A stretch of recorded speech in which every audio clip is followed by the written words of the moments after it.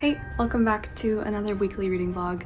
Today is Wednesday, simply because I haven't been able to film for the past couple days because there's been too much construction noise and sounds in my building, but we're here now, which means I have a lot of books to talk about. This first one, I'm trying to tell myself, is funny situation instead of just being super angry at the book for wasting my time. But this is the first book that I read for the DA Holiday-a-thon, which is the super chill readathon currently underway, hosted by the Dark Academics Book Club. If you would like to join us, I read this one for the prompt of reading a book with snow on the cover, and if you saw last week's vlog, you'll know I was super excited for this one. I was super looking forward to a Little Red Riding Hood retelling that I was finally going to enjoy, and it did not happen at all. I literally wanted to rip my eyes out while I was reading this one, and above all, I just want to warn everyone, just don't read it. Don't waste your time.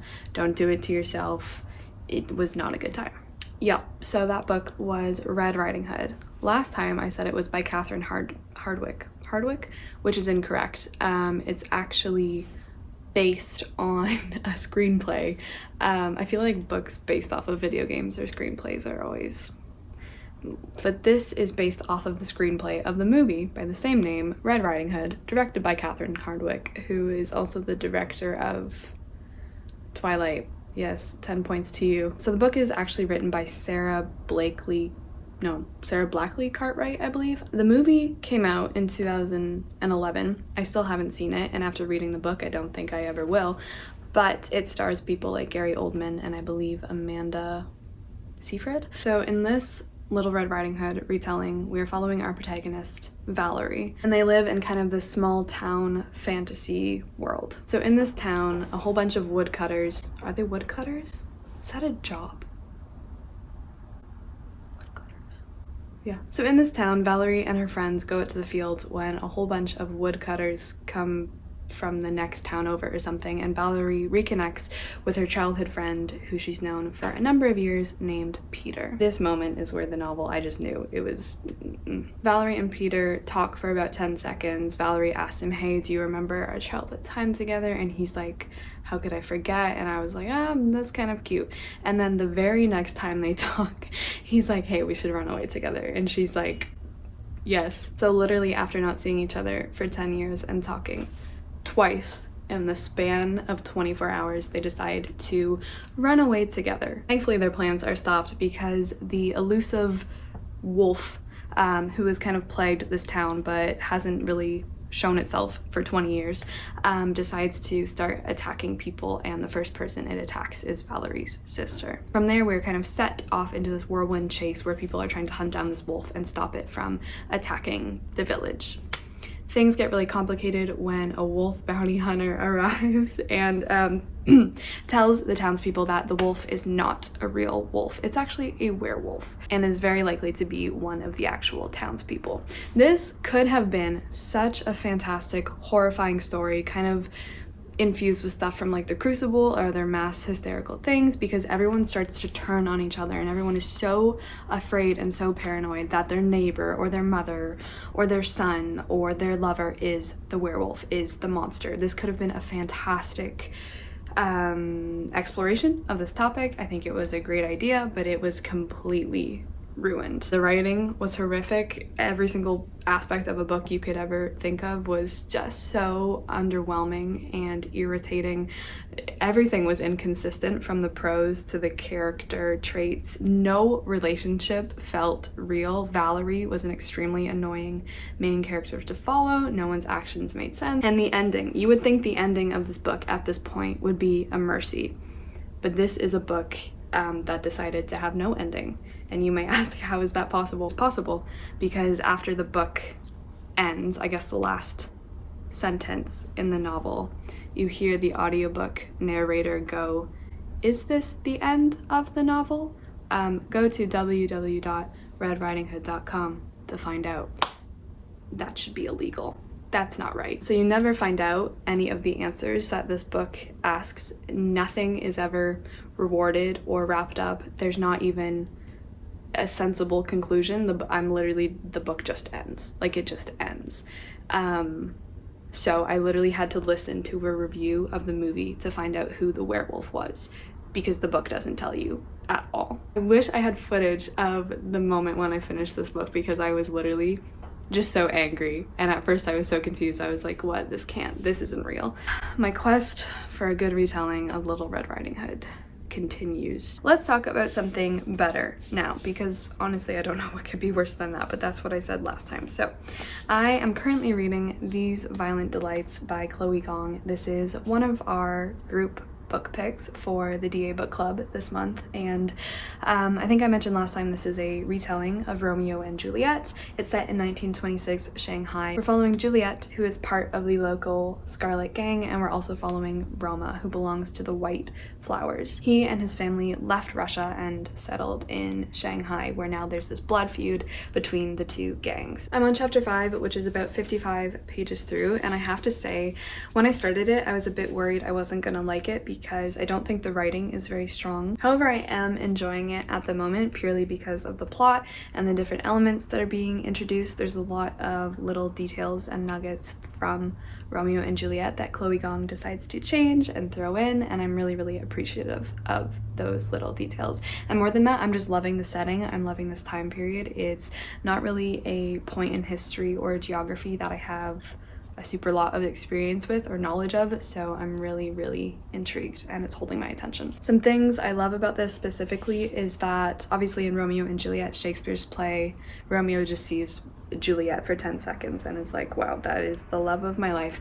But in this one, Roma and Juliet are actually childhood friends, and they've grown up with each other.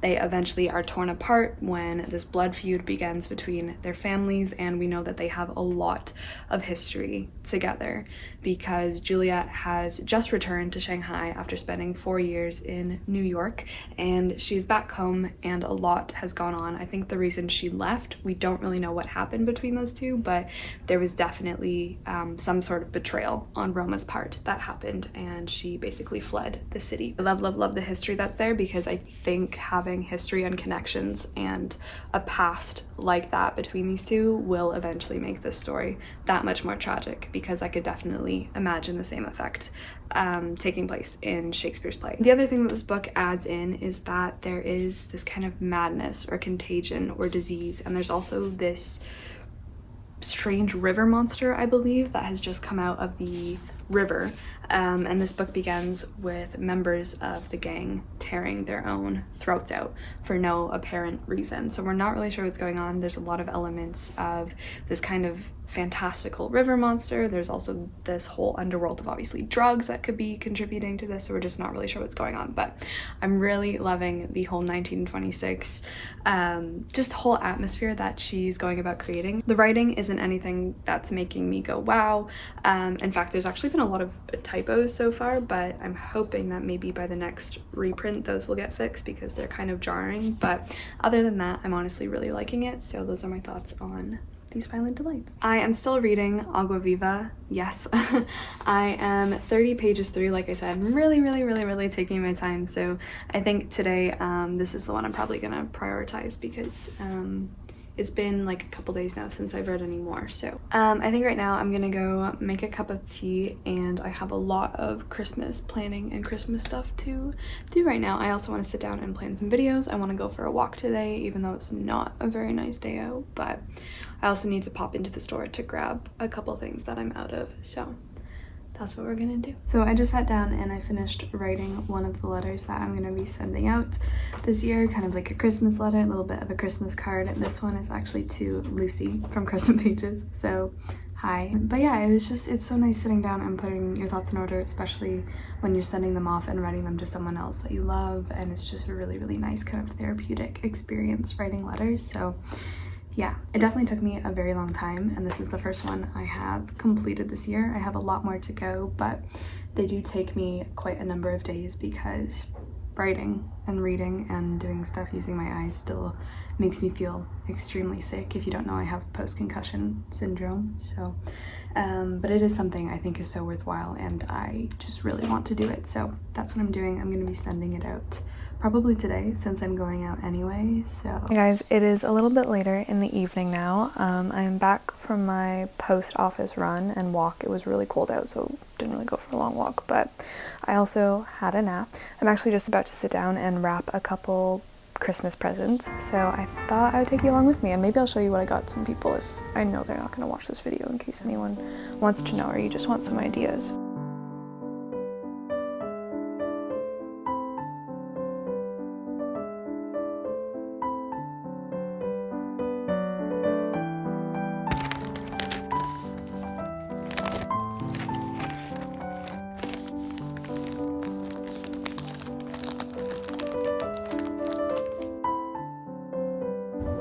I won't show you the one I just wrapped because that was from my grandma, and I know she will not listen to me if I tell her to skip ahead or don't watch this video. She will just watch it anyway.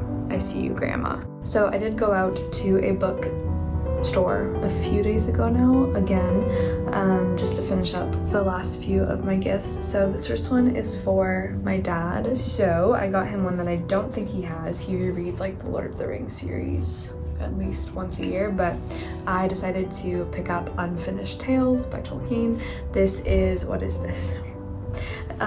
This collection ranges from the time of the Silmarillion to the end of the War of the Rings in Lord of the Rings.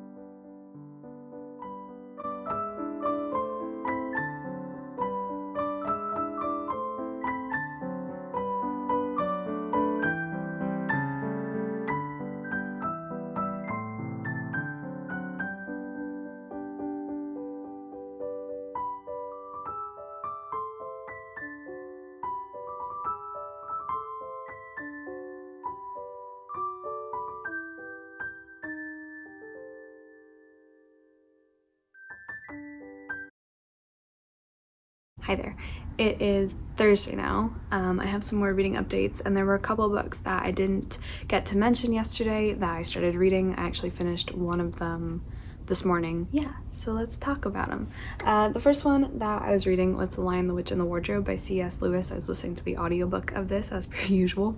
And I finished it this morning. I gave it 4 stars. This is my first time reading the Chronicles of Narnia, anything from that realm of fantasy, but I ended up really enjoying it. I knew exactly what I was getting into because The Lion, the Witch, and the Wardrobe was actually one of my favorite movies when I was younger. I would probably say that it still is, even though I haven't seen it in ages. It was just so good, and I used to watch it over and over and over again when I was younger, just because I absolutely adored it. So I know exactly what was happening. I do think after reading the book, I honestly still prefer the movie.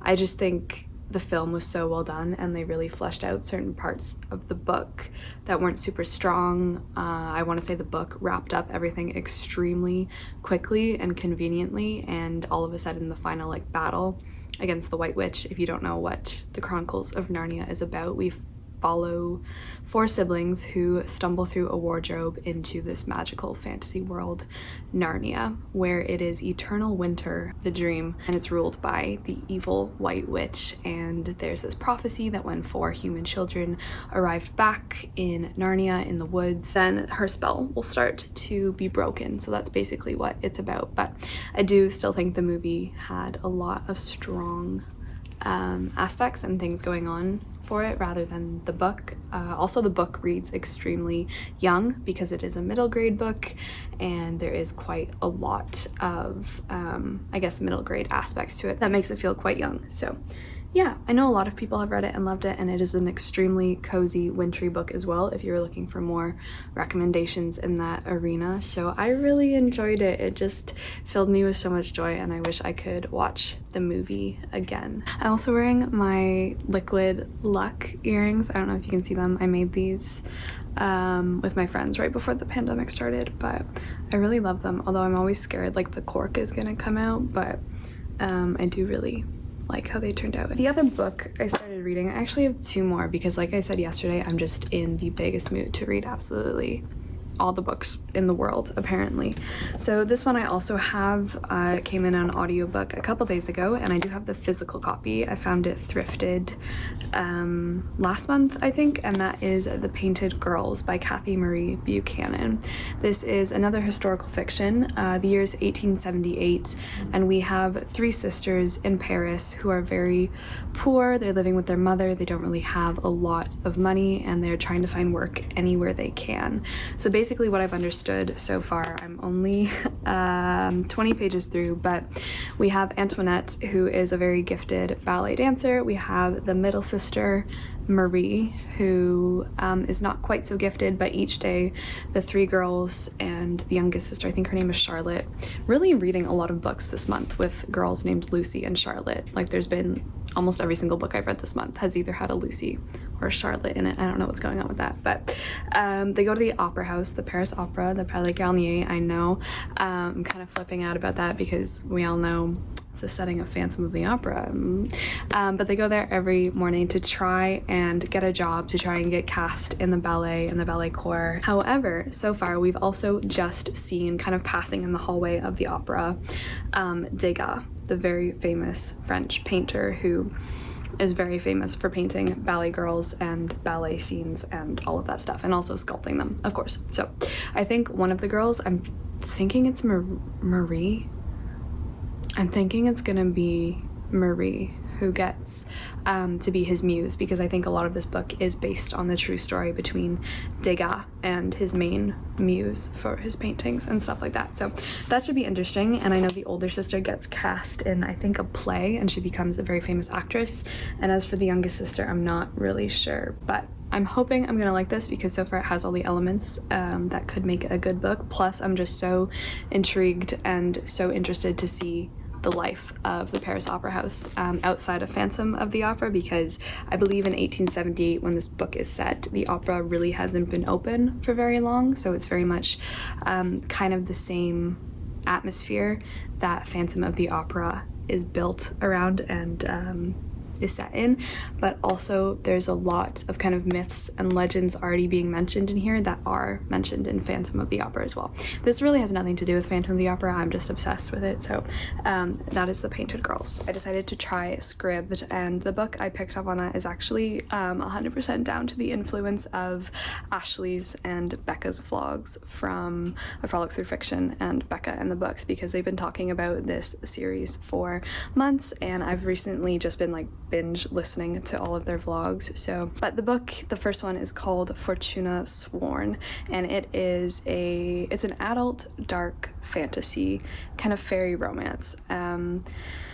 Every single fairy romance I've read, I've very much not liked, and there's been so many like trial and error runs with this genre that I really don't know why I keep giving it more and more chances. But like I want to like the genre, but I don't, and I just keep hoping that I will find that one book that will change it all for me. So this one I've just heard them lose their minds over for months and months. Also very not impressed with Scribd, because I was listening to it and then I was literally like, I'm on chapter 5 at the minute, and then halfway through chapter 5 the audio file just skipped 2 chapters ahead and like glitched and wouldn't let me go back, and then like I didn't know what was happening until all of a sudden like these people who we don't know their whereabouts or their fate or anything that's going to happen to them start speaking and start spoiling like major plot points. Like 2 major plot points were spoiled for me because Scribd just decided to like skip ahead, and then when I tried to go back it like just didn't work, and the file, I don't know if the file's like corrupts or like if there's that like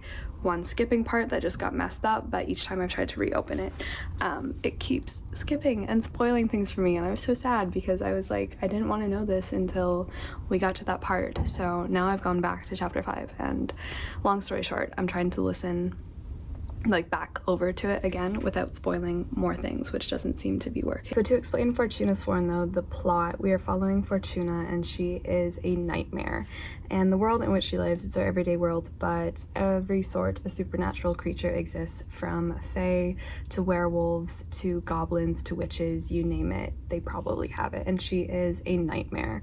Her brother Damon has been missing for 2 years, and she's been like super heartbroken about this. She's tried her best to find him. So when she is kidnapped by goblins and a fairy man ends up rescuing her, saying that she knows where her brother is and will take her to him if she agrees to marry him. She says yes to the dress, and they go to find her brother Damon.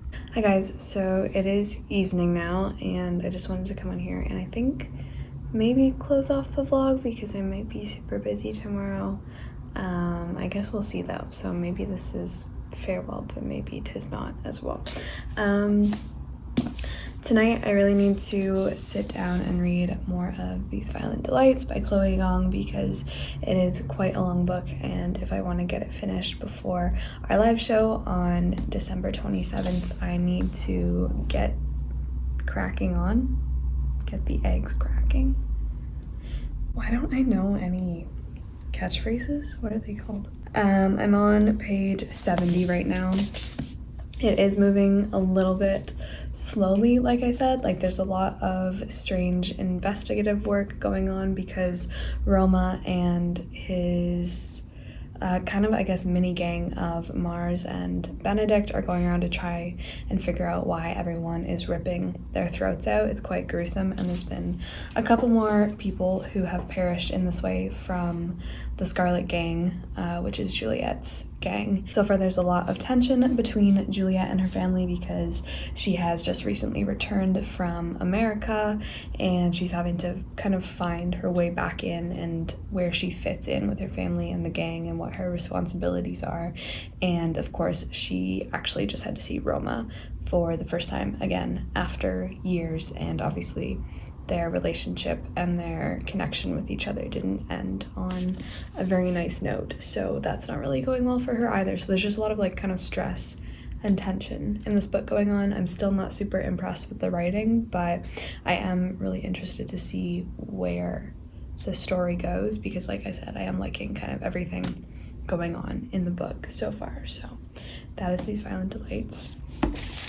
And then in terms of Fortuna Sworn, I've basically just been listening to it all day because like it's definitely very kind of addictive, very easy to get through, and it's just a book that you can very easily binge read. And I know Ashley said it got her out of a reading slump. It's definitely a book that can do that. It's just very quick, easy, you don't have to think too much about it, and it's just a really, you just sit there and listen and plug your brain into the story, and that's it. You don't really have to work for anything, which is nice right now because I'm very sleepy. So if I didn't already mention, Fortuna is a nightmare, and she's also the last of her kind. Her and her brother Damon, they're kind of the last. What am I on? Chapter 8 or something. I have about 7 hours left on it, but I'm probably going to be finishing that up in the next couple of days because, like I said, I've been listening to it nonstop because it's been quite easy to listen to. I do like her, and I do like her personality, Fortuna's.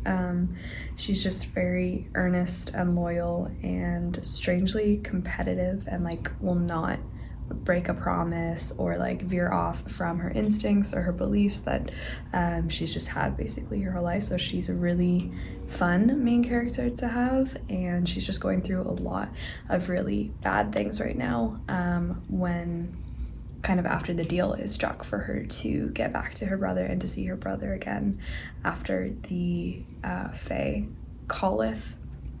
Do not like that name. It's also a very hard name to say in my mouth. Colith has promised her that he'll take her to her brother. So yeah, it is very, very dark. Like, I've gotten to a lot of dark parts, so it is an extremely dark fantasy, but that is that one. I think the book I'm actually gonna go read maybe like a couple pages of right now, because this is one that does require a lot of brain work, is Agua Viva by Clarice Lispector. It's just taking me such a long time to get through because it's extremely dense and it makes your brain cells work so hard, but at the same time it's just so beautiful, and it's the kind of like book that I'm finding I'm only able to take in small doses because it's just like wow. Like, my eyes are being opened to her amazing writing.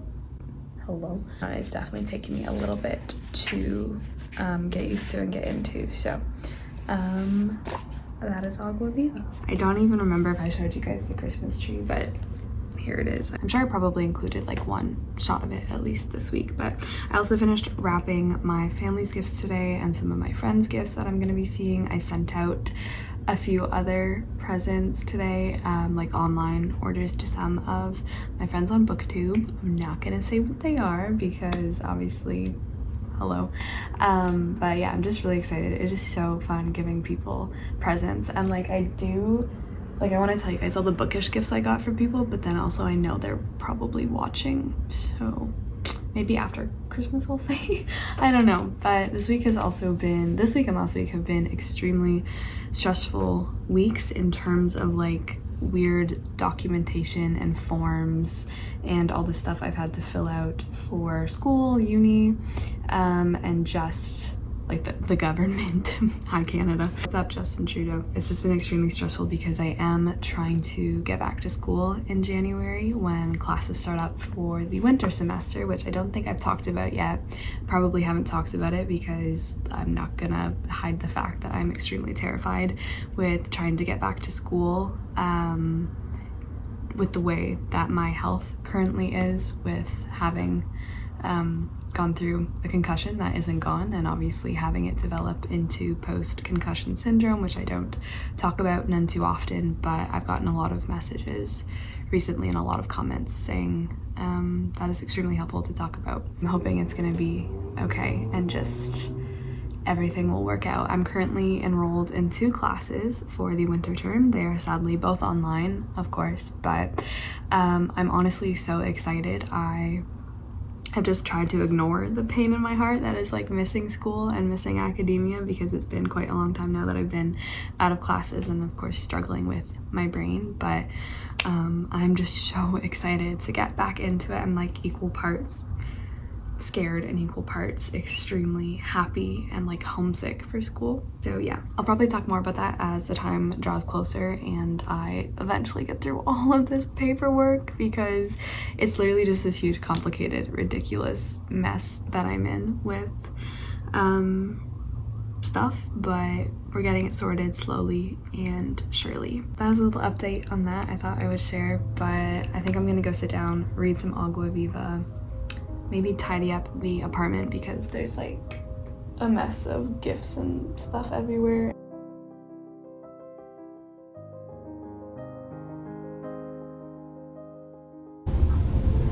And walking in complete darkness in search of ourselves is what we do.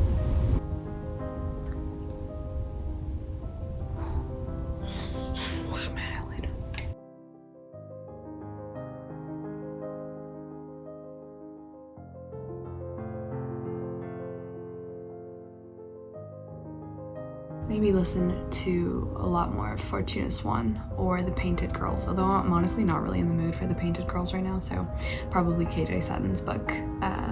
So yeah.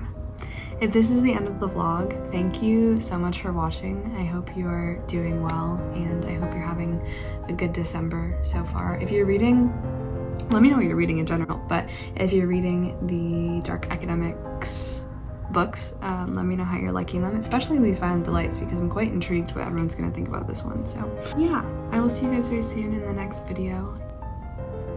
Ciao.